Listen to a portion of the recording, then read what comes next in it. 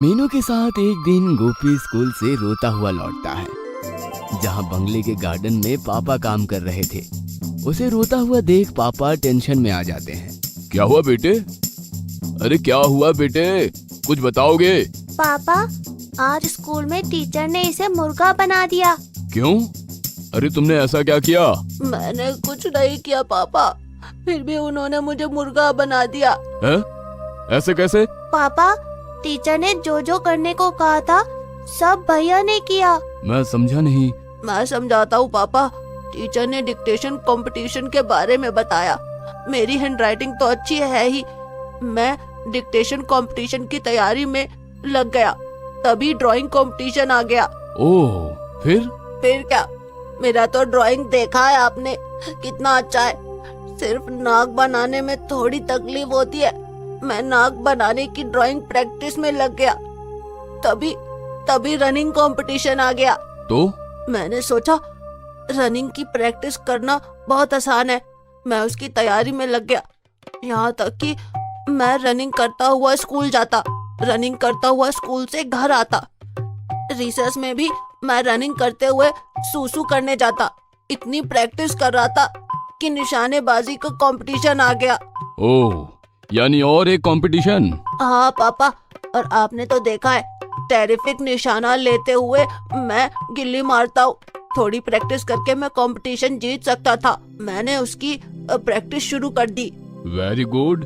फिर क्या, आज सारे कंपटीशन थे, सब में भैया का नाम था, पर भैया सब में हार गए, तो गुस्से में टीचर ने इन्हें मुर्गा बना दिया। अब बताओ पापा, इसमें मेरा क्या कसूर था? लो, क्या इनका कसूर नहीं था पापा, तुम्हारा ही कसूर था। मेरा क्या कसूर था? अपने आप को ज्यादा होशियार मत समझ। आप ही बताओ पापा, इसमें मेरा क्या कसूर था? कोई कसूर नहीं था बेटा। मेरा बेटा मीनू जैसा थोड़ी ना है। अब देख, मेरा बेटा कितनी होशियारी से काम करता है। ले तो गोपी, ये आम की गुठली वहाँ गाड़ दे।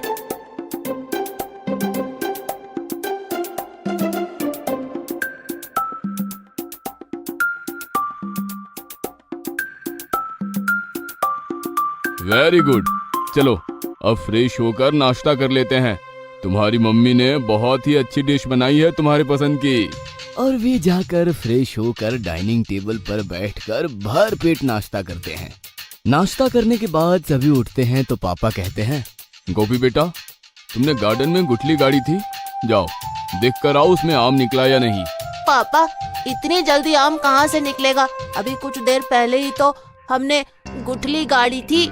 ठीक है, तो थोड़ी देर और रुक कर देखा ना। और आधे घंटे बाद फिर पापा ने कहा, गोपी बेटा, अब तो काफी देर हो गई गुठली गाड़े, देखो आम निकला या नहीं। अब ये मत कहना अभी गाड़ा तभी गाड़ा।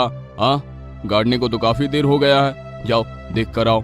सुनकर गोपी इरिटेट होकर पापा की ओर देखता है। जानता है कि आम नहीं निकला होगा, फिर भी बिना मूड के गार्डन तक जाता है, गुठली की जगह देखता है और वापस आता है तो पापा उसे देखते ही पूछते हैं, आम निकला? पापा, आप आम निकलने की बात कर रहे हैं? गुठली से तो अभी पौधा भी नहीं निकला। क्या बात कर रहे हो? लगता है कुछ गड़बड़ है। एक काम करो, उस गुठली को निकाल कर किसी और जगह गाड़ दो।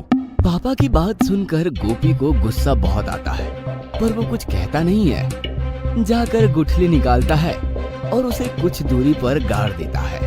इस बात को अभी 2 घंटे ही होते हैं। वो टीवी देख रहा होता है, तभी पापा आते हुए कहते हैं, गोपी बेटा, जाओ देख कर आओ तो, इस बार उस गुठली में जरूर आम आ गए होंगे। फिर मैं तुम दोनों को मैंगो जूस बनाकर पिलाता हूँ। जाओ मीनू, तुम भी आम लेकर आने में गोपी की मदद करो। अरे यार पापा, अरे यहाँ तो गड्ढा खुदा हुआ है, गुठली कहाँ गई? अरे पापा ने यहाँ से गुठली निकाल कर वहाँ लगवा दी थी, जगह बदलवा दी थी। ओह, पर वहाँ भी तो गुठली से पौधा नहीं निकला है, आम कहाँ से ले जाएं? वहीं तो यार, एक तो स्कूल में टीचर ने मुर्गे बनाकर मूड खराब कर दिया था, यहाँ पापा भी मुझे बकरा बनाकर बार बार यहाँ फालतू में दौड़ा रहे हैं। अरे इतनी जल्दी कहीं पौधा उगता है क्या? वो कहते हैं ना, लगता है पापा सठिया गए हैं। दोनों के वापस आते ही पापा पूछते हैं, अरे तुम दोनों खाली हाथ लौटे, आम कहाँ है? वहाँ आम तो दूर पापा, आम का पौधा तक नहीं निकला अभी।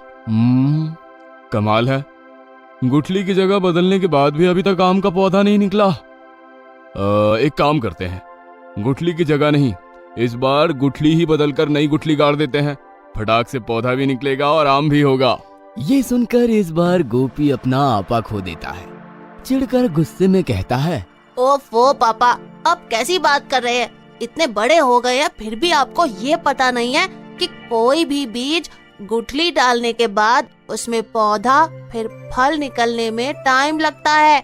बार बार गुठली या जगह बदलने से नहीं, टाइम टू टाइम अच्छे से खाद पानी देते रहने से और इंतजार करने के बाद कहीं जाकर फल मिलता है।